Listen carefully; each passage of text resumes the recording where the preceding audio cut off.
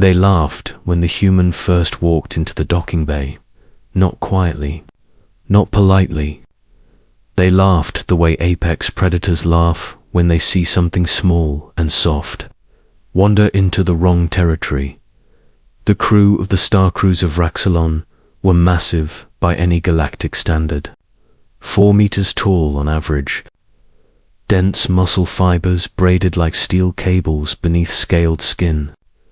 Their homeworld had gravity nearly 3 times the galactic norm. Strength was their pride, power was their language, and then there was Mara Ortiz from Earth. She stood just under 2 meters tall. No scales, no claws, no armored plates, just fabric fatigues and a calm expression. Compared to the Vraxelon crew, she looked almost fragile. Captain Drex loomed over her, a living wall of muscle and bone ridges. His voice rumbled through the bay. "You are the reinforcement." Mara nodded once. Human Expeditionary Corps, engineering and close quarters support. A ripple of laughter rolled through the gathered aliens. One of the lieutenants bent down, lowering his massive head until his yellow eyes were level with hers. "You are built like a nutrient transport worker, not a warrior." Mara did not react. "We adapt." That made them laugh harder. The Vraxelon valued visible strength, massive arms, thick neck plates, heavy tails used for balance and combat. To them, power had to be seen to be respected.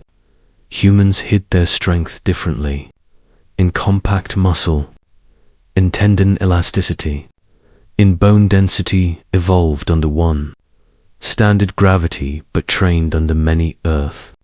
Gravity they did not ask about. That they would soon learn. The crisis came too. Cycles later, the Vraxelon were escorting a diplomatic convoy through a deep region near a collapsed neutron star remnant. The gravity fluctuations were violent and unpredictable. The Vraxelon ship was built to withstand impact. It was not built to be boarded.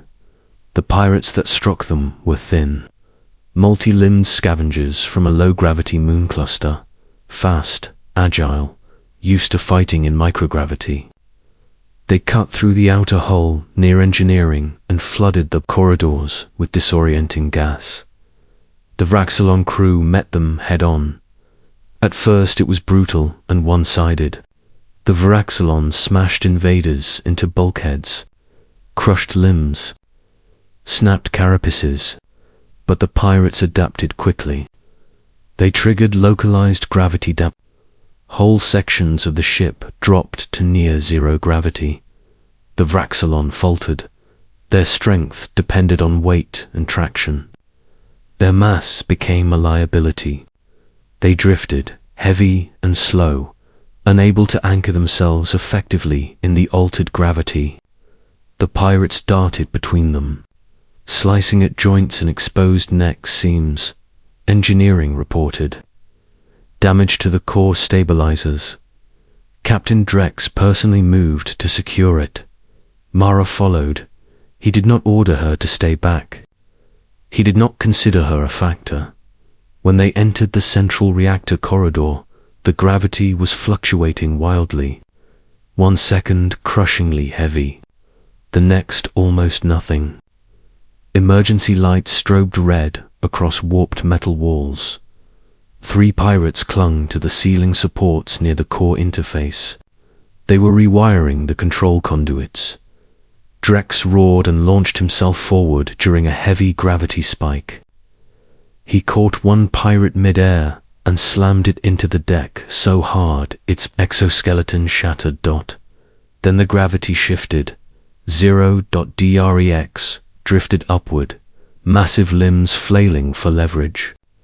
2 pirates seized the moment. They latched onto his shoulders, blades stabbing into the softer joint tissue beneath his armor plates. He bellowed in rage and pain. Mara moved to her. The gravity shift was not chaos. It was familiar. Earth soldiers trained in variable gravity environments, a standard protocol. 1G was baseline. Everything else was adjustment. When gravity returned at double strength, Mara did not stumble. She planted her boots. Her suit's mag soles activated instantly, locking her to the deck. One pirate lunged at her. Thin blade extended.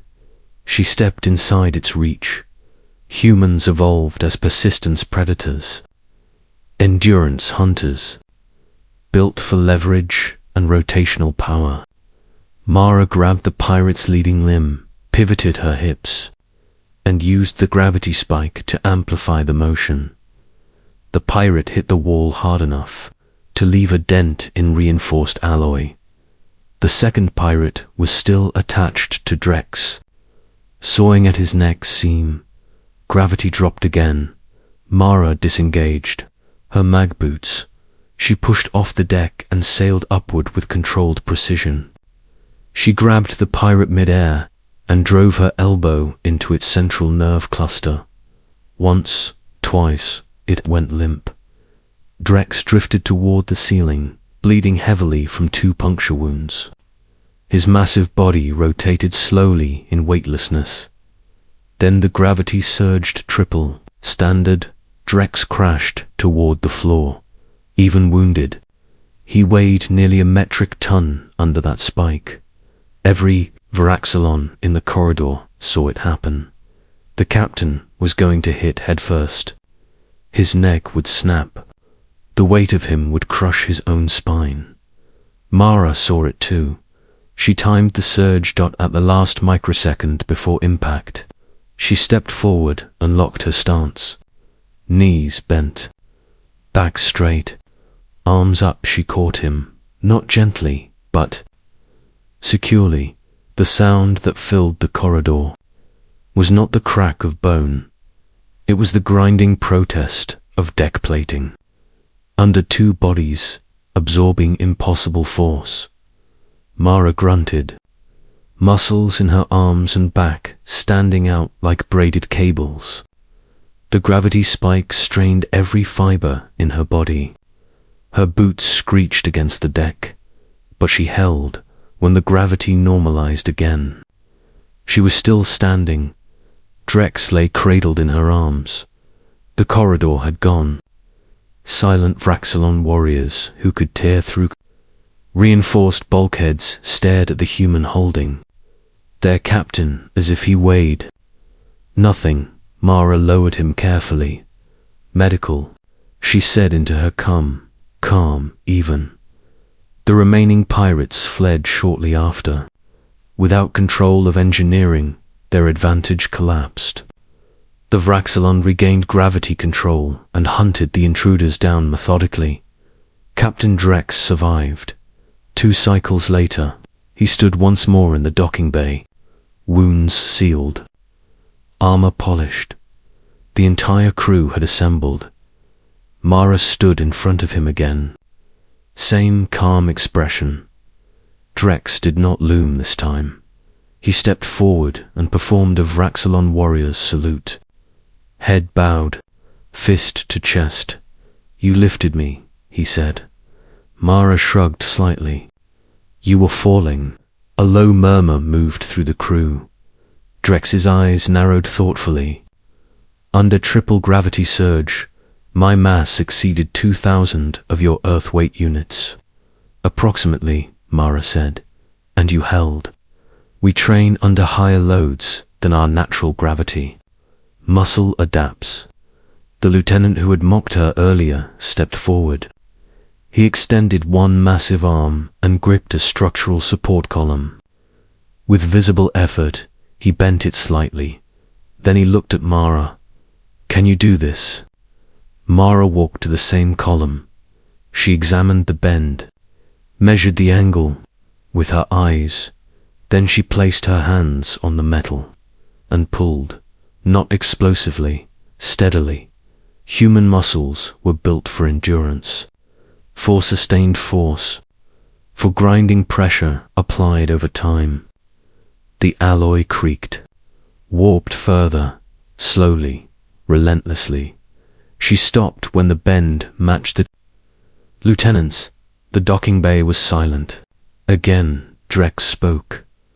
We laughed at Earth's muscles. No one contradicted him.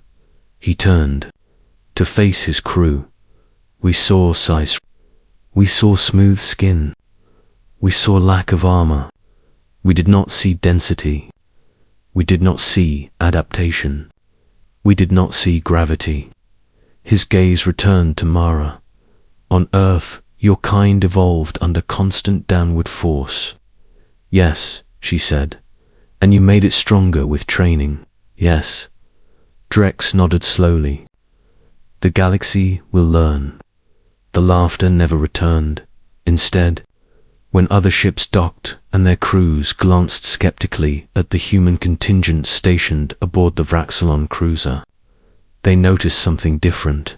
They noticed how the massive Vraxelon warriors stepped slightly aside to make room. They noticed how the captain himself introduced the human first. And when the story spread, it changed in the telling. It was no longer about a small creature lifting a giant. It became a lesson whispered across trade routes and military academies. Never judge strength by shape, and never forget the gravity of Earth. Asterisk.